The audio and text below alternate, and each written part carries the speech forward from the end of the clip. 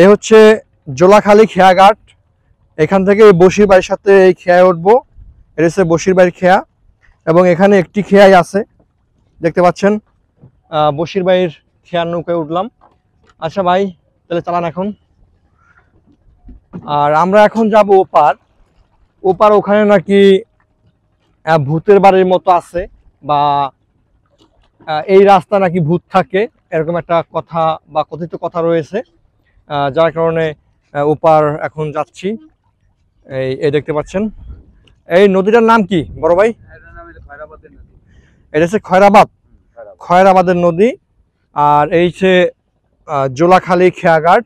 আসলে একটু জানাবেন যে জোলাখালী খেয়াঘাটটা কেন বলা হয়?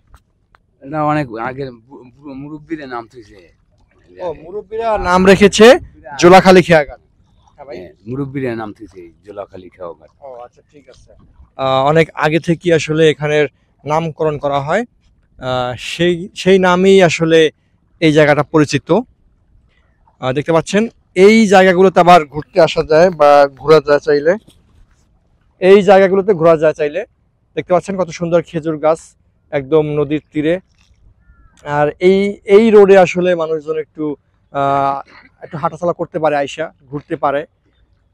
আর এপারও যাওয়া যায়, ওপার। তো মোট কথা, এখানে আসলে পরে একটু এই খেয়ার নৌকা বা এই আশেপাশে একটু হাঁটাচলা করা যায়, ঘোরা যায় চাইলে, একটু ঘুরে দেখা যায় এখানের পরিবেশটা